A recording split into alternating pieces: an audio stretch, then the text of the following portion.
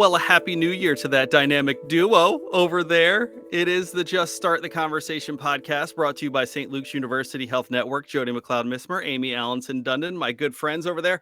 Happy New Year 2023. Hello to you ladies. Happy New Year. Yeah. Rocking and rolling. Ready to go. Excellent to talk to you guys. You don't write, you don't call. I worry. What's going on? How are you guys? My phone got taken away from me because I didn't behave. So I'm so sorry. And then my dog ate all of my homework. Okay. And She's going to stick with that. We're off to a good start for the new year then. All right, ladies. So, when we're getting ready for our conversations that we're going to have on this podcast, typically there's some emails that go back and forth with different ideas. And I'm always interested to see what you guys have in mind. And this one actually wasn't our original topic to get set to record today. And then with a conversation between the two of you, we have turned the conversation today to, as you can see right there on the screen, the fascination with true crime and the psychology of voyeurism and voyeuristic tendencies. And in particular, with the increasing amount of social media exposure and things of that nature, just how much those things are a part of our society right now. It's interesting. We were having a conversation before this started, and I was getting ready to say that. So my wife is a true crime lover, just can't get enough of it. I'll see a preview for a show and I'll be like, "Oh, you might like that." And she'll be like, "I've seen 7 things on it already. I already know the story." My favorite, though, is getting the kids loaded up in the car, and maybe she had just had a podcast playing and her Bluetooth is still connected. And as soon as I start the car, it'll be like, "The body was found in the woods 7 feet." And I'm like, trying to hit all the buttons. So Amie, I'll go ahead and kickstart this one with you. The fascination with true crime, where do you think that stems from? So, first of all, I just want to say the fascination with true crime and wanting to learn as much as we can and soak in stuff that seems kind of dark is pretty normal. And it actually kind of signifies that, we're humans, because we all have that tendency. We really are curious about what drives people, I think, to do the unthinkable. And because it's so foreign to so many of us, learning as much as we can about it, one of the things that we know that it does is that it kind of appeals to our survival instinct. So if I can, and that's somewhere rooted deep inside the brain that we're not consciously aware of, but if I can kind of study the tragedy, the unthinkable, the true crime stuff, then somehow it puts me in a better position to survive because I kind of know what's coming, especially for women, I think. Yeah, I think we can drop the mic right there because now we're all normal and we can go about our day, and our significant others can stop worrying that we're trying to come up with new ways to do horrible things. But I think but it's true. Yes. But I think, Amie, I love the point about women. We do tend to be, and forgive me, I don't have the statistic, but females tend to be the primary audience for true crime. And we say podcast, but it's really true crime in general. And I think it speaks to the female vulnerability. I think that I'll speak for myself. I think for myself as a female, I feel more vulnerable than perhaps my husband would feel walking down a street by myself, walking to my car at night. There's a different vulnerability. So I do think that there's that factor plays a role in that interest in having control over the situation. You're listening to it. There's control in that very encapsulated environment. Yeah, and I also think we're just naturally drawn to fear and to the adrenaline of fear, right? So there's an adrenaline factor there. Absolutely. Yeah, there's that fight or flight piece of our brain that, again, goes right back to survival instinct. And that adrenaline, we are all, fear is, I think fear is the most powerful human emotion. Fear drives us to and from a lot of things. And I think the adrenaline that comes with fear is also one of the things that keeps us connected to true crime. It makes sense. I mean, you think about why we watch sports when we're not playing. There's a rush that comes with that. There's that piece, that adrenaline piece. I never really thought about that, but absolutely, absolutely, yeah. You know, it's fascinating that you brought up. It's in talking to my wife, I'd mentioned that she's a big true crime aficionado and all these things, and so many of the points that you both are saying right now are exactly what she's said to me. Our relationship is very much like if I'm walking up the steps and she's upstairs, I have to announce my presence that, hey, I'm coming up the steps. I'm coming up the steps.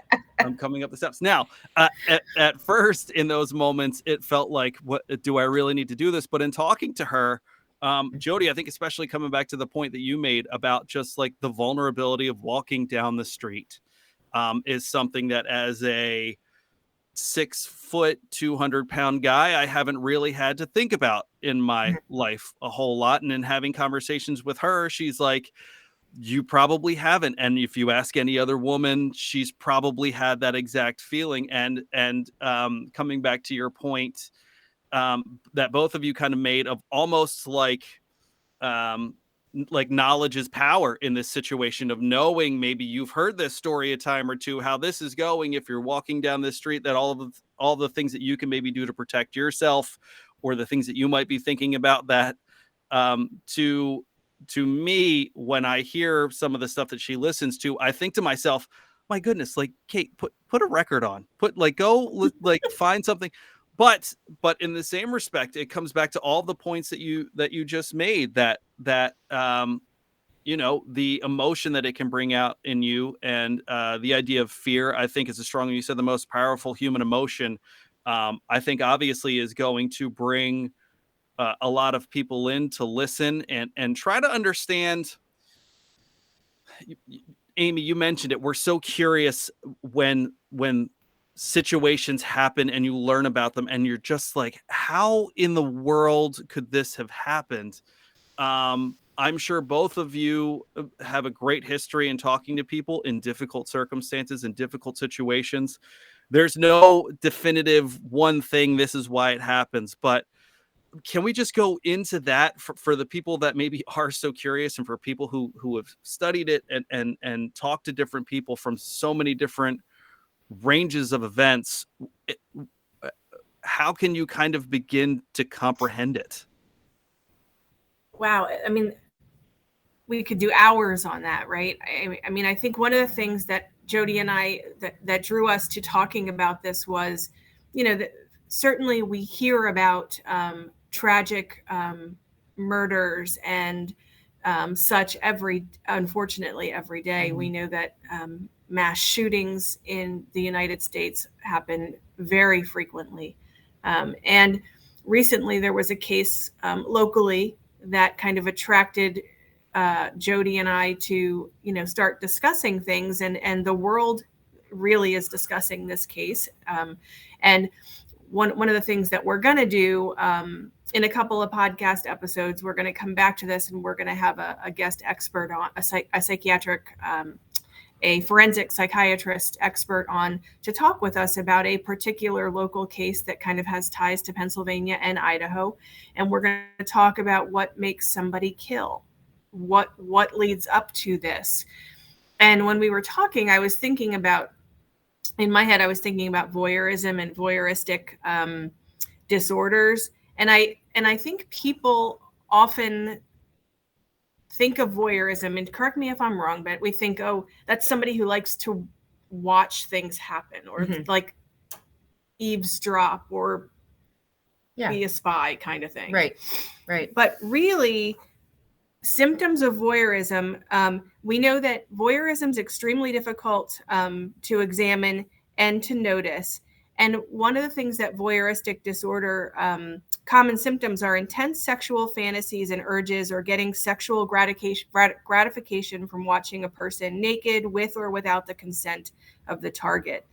So really, the affected person should have been exhibiting voyeuristic tendencies like recurrent and intense sexual gratification, sexual behavior from observing people who don't know they're being watched, right? It's very specific. It's very specific. And so we use it that word. We use it too loosely. Yeah. We use it way too loosely. Yeah, I agree. So this isn't voyeurism. The public's fascination with true crime is not voyeurism. I hear it talked about all the time. But voyeuristic disorder is very difficult to notice. It's not all of us listening to true crime. Right. And I think that's an important piece for people to know, that because you're interested or because you listen to these things, I think you said at the very beginning, humans are naturally curious. There's a curiosity to this. So I appreciate, Amie, you making that distinction, because it is very different. There's also, let's not forget, there's a storytelling to it. There's a beginning, a middle, hopefully an end that has closure to it, or it's moving towards closure. And we naturally, as humans, that's how we learn, is through storytelling, and there's entertainment there. And especially when you look at podcasts. Now, you said it in the very beginning, people have been interested in true crime since Charles Dickens' time. I mean, this isn't something that's new. And if you listen to true crime podcasts, you'd know that, because for a long time, human beings have been messing up crime scenes in the early 1800s because they would just show up to whatever was going on. But there's storytelling there in a podcast. It's usually you and the people talking to you and speaking to you, and you get to have your own experience within that. I think going back to what kind of sparked this conversation was the case that Amie's referring to. And for all of us, we look at that situation and say, what made me different? What happened that I didn't go down that road? Or why did that person go down that road? We're problem solvers too. We want to figure out what the situation was, what happened. It could be a car accident. And I think of this often when I know many of us drive 22, and you'll notice that the traffic is backing up on your side, and then realize that the traffic's actually, there's an accident on the other side. But why do we slow down, and why do we look? It's not for the carnage. It's to understand, like, oh my goodness, what happened? Mm-hmm. What happened? Sure. Yeah. And how do I stay out of that situation? Right. How do I stop? And again, it's a survival instinct. And what's the first thing you do? Message all of your family members, children, coworkers. Are you okay? Are you okay? And then avoid 22. Yeah. Those are the two messages you get, mm-hmm. right? Is avoid this way, go around this way, don't go this way. So what just happened? You just learned from that situation that you can help avoid someone maybe being late to work or getting stuck in traffic, and you've already problem solved. So you got that adrenaline rush. Now you got to solve the problem, and you've come full circle. Yeah. And I think we always feel better when we see that in any, whatever the situation is, that justice has prevailed, right? We want to know that the helpers are there helping, and that they've got it under control and everybody's safe. Mm-hmm. I think we want to believe in the police and the FBI and the CIA, and we want to believe that they have our backs. So I think also following these stories through to the end helps us to be like, whew, they got it. Right. We're good. Right. You know, coming up if you've ever come up upon an accident that no emergency first responders are there yet, it's your level of fear is way up here. If you come upon an accident and there's lights and an ambulance already there, they're being helped. Mm-hmm. The helpers are here. So it is a story, and we want to know that the ending has a good outcome. Right. As good as it can be. Yeah. Sure. So that truth to the story then is what it feels like is compelling a lot of people then, because obviously there's plenty of, you can go and see a movie or a show or any of those things that have for the longest time been available to us. It feels like this true crime, to both of your points, it's not necessarily just podcasts, but it feels like there is something about just that audio element of, I can do all of the things that I can drive and listen to this. I can clean the kitchen and I can listen to this, versus finding those things on television, having to sit and binge a 10 episode series. But the truth in the story, I think is coming back to a point that you guys touched on that I think is compelling, because even as you're talking about 22 and all the things locally with us, obviously that story, I think the local story that we keep talking about, that's a whole other element for people. It's, did you go to school with this person? Did you know this person? Did you teach this person? Did you? And that truth element, I think, is such a fascinating one to this, because when you know that this story isn't made up, this isn't just some written story. I'm just thinking of a person. Stephen King didn't sit down and write this story. This is real, and it has true elements to it. And that for people is such a fascinating aspect in this whole idea of true crime. Yeah, and you don't want to give attention to the individual because there are people who have been harmed, and there are loved ones who are grieving or potentially grieving. I mean, certainly true crime could be conspiracy, it could be theft, it could be, not necessarily something that's ending tragically. But I think I think you hit it right there. I did go to the same high school. I'm much older, but that's actually how the conversation started was, oh my goodness, Amie, this person went to my high school. Oh my goodness, Amie, this person was a security guard at my high school where my friends teach and where my friends' kids go to school. And, and oh, by the way, my daughter's classmates had class with this person, and it's so close. So yeah, there's that energy part of it too. Like you said, that adrenaline that starts to go, and you start to think about those pieces. It reminded me of, I wrote down campfire stories, and I wrote that down because when you sit around a campfire, typically, what do you tell at campfire? Spooky ghost stories, right? Like that kind of, and that's what I think of. It's the adrenaline. It is. It's that what's going to happen. So it's very normal. It's very natural to have those curiosities. And gosh, I did it at Girl Scout camp, so it's got to be normal, right? Listen, I've been to Girl Scout camp myself. I don't think anything we did there was really normal. The Girl Scout leaders, huge tangent, hung boxes of cereal from a tree, and that was us gathering our own food. Wait, what? So, yes. Like little boxes of cereal, like the tiny individual boxes. We would have to go find our own breakfast, and they would hang. Wait. You're Girl Scout. You paid to be a part of it? I was a Girl Scout. I guess we paid. You absolutely paid. It was Moseywood. Absolutely paid. Oh, I didn't go to Moseywood. Okay. I was on the northern side. I was Camp Archibald. But I'm literally, glad you didn't go to Moseywood. Listen, Crockett. They hung literally like the little boxes of cereal and bananas from tree branches. And the hardest part of hunting and gathering for us was that we had to get them down from off the. I'd hate to know what you had to do to get the milk for the cereal. This is ridiculous. Listen, so, but what do I remember about Girl Scout camp? I remember the campfires and the storytelling and the spooky stuff and this is haunted and the woods are haunted and, talking about people with axes and, it's human. We're just drawn to it. Yeah. This particular person that we're kind of talking about that is accused of murdering 4 people in Idaho. My son said, hey, he lectured at my college at one point. So it's everybody wants to know that I had a tie to this person and he didn't touch me. It's okay. I survived. Yeah. Jody, go ahead. I'm sorry, Jody, go ahead. No, go ahead.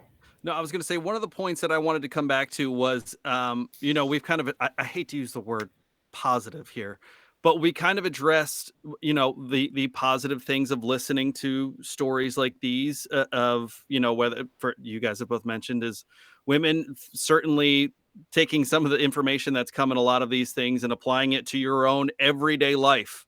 With some of the things that you've learned from these podcasts. Jody, you had mentioned the attention to the individual in some of these stories. So I kind of want to look at the negative that could come from kind of going into these and diving deep into these true crime podcasts or TV shows or whatever it is that you're going into. Obviously, putting attention to the individual would be one of those negative things. For people that maybe utilize this form of media as a big part of their listening or viewership, can we kind of go into maybe what some of those negative effects may be? I think that one of those things can be, and you kind of use the example, and I am very guilty of this. You use the example of your wife being upstairs in her own home and still wanting you to announce yourself because not wanting to be, scared. Sure. And my husband can absolutely relate to that. And he will often say to me, you're in your own home, you're safe. We're the only two here. You know that. And yet still, I have to let you know when I'm walking into the room so that you don't whip something at me because I'm going to attack you. So I do think there is a piece, much like, and we've talked about it with social media when we talked about COVID. Yeah. There's a point where you do have to kind of almost cleanse your palate of continuously hearing messages, right? I think it's Sure. with anything you need to be careful. So I think one negative could be that you may be impacting something that's heightened. I think that for individuals who have experienced trauma, we're probably a little more prone to kind of internalizing some of that fear and perhaps it triggering something for us. And a lot of times when you are watching something or listening to something, it will give you a warning, especially if something's happening to a child. Sure. So they're aware. Even on true crime podcasts, right. They'll say trigger warning. If we're going to talk about rape or we're going to talk about child abuse, for the next couple minutes, you may want to skip ahead. Right. So we all know. So we know there's the negative piece to that is that it's triggering and it can be triggering and be negative. Tell everybody what I got you for Christmas. Oh, geez. Okay. So, it was very, Jody and I have known each other. I know the answer to this. She put mini boxes of cereal on a tree. And said, go find it. Go pick yours. Merry go Christmas. Find it. No, but I mean, I think this is an example. I know Jody well. She knows me. I could have gotten her any number of things for Christmas. She could have gotten me a gift card. Right. What did I get? She got me a door alarm for when you stay in a hotel. So it's a wedge that goes underneath your hotel room door. Mm-hmm. And so that if somebody breaches that, there's an alarm that goes off. And what's really funny is that I knew exactly what it was when I opened it because my daughter has one. She lives in New York City and she has one and it's loud. It's very loud. And I said, oh my goodness. And she said, yeah, because I know when you go into a hotel room, you check the shower, you check the closets. And I do. I leave the door propped open with the little thing and I leave it open. I make sure there's nobody hiding anywhere. And now I have a door alarm that I actually got to use in Las Vegas this week. Did you use it? I did. Nobody breached the door. Good. I'm so glad nobody breached it. But I guess my point is that's like, it is like, maybe that's where it goes too far. I don't know. Is like, when do we cross the threshold of, I think a gift for someone that's very close to me would be a door alarm for when she travels.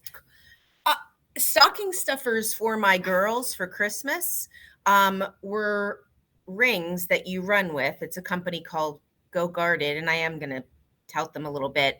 There are rings that you wear when you're running outside that it's plastic, but it has a sharp edge on it so that if somebody attacks you, you have a means to surprise them and get away by using this ring. All my girls got those. Well, no, I shouldn't say that. Not all of my girls got those because not all of my girls run, but the one who does run, she got one. There are things out there that are available. I don't know if that's too far. Well, no, I know my wife has on her keys. I think it's called the duck. I think it's like a little thing that you pull that will. I mean, the alarm is loud. Sometimes birdie. The birdie, the duck, the birdie, yes. the pigeon. Yes. I don't know what it is. It's some sort of flying animal. But she has that on her keys. Her sister has it on her keys so that just in case God forbid a situation arises where, it's funny though, because as you were alluding to your story in Las Vegas, it felt like there was a little bit of you that was disappointed that it didn't go off. Like you didn't have that like, and I feel like my wife has the same feeling with her keys, because the only time we ever hear it go off is when my son gets in her purse and pulls it and the thing goes off in the house. So I wanted to touch into a little bit to one of the things we talk about a lot on this podcast is social media and kind of the increasing exposure that the true crime element is kind of finding there. And earlier we had touched on the idea of conspiracy theories a little bit. We had mentioned kind of the different podcasts that you can kind of get underneath this umbrella, different shows that you can get in true crime. So can we just kind of talk about, we've addressed voyeurism. Can we kind of bring all of these things into one social media kind of nook and cranny here for this episode of the podcast, and just the element that maybe that plays into the sharing, the oversharing, the misinformation, those different things that may be out there when it comes to people that again use this form of media as maybe a big part of their listener viewership. But I think we can talk about the conspiracy element. I think the differentiation there is that typically if you're listening to a true crime podcast, they're coming at you with actual facts. They are, at the end of a true crime podcast, at least I know a lot of the ones I listen to, there are references like a mile long where they're referencing facts. Sure. Yep. And they're looking at depositions.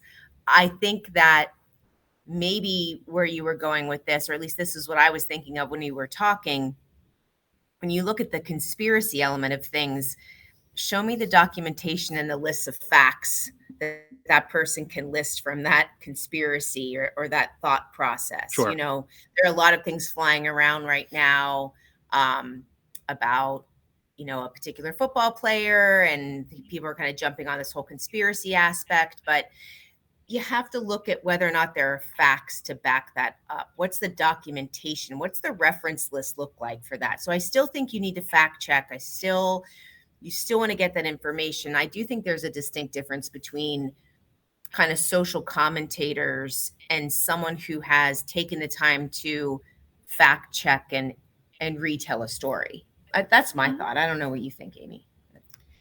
Yeah, I mean, I think I would agree with you.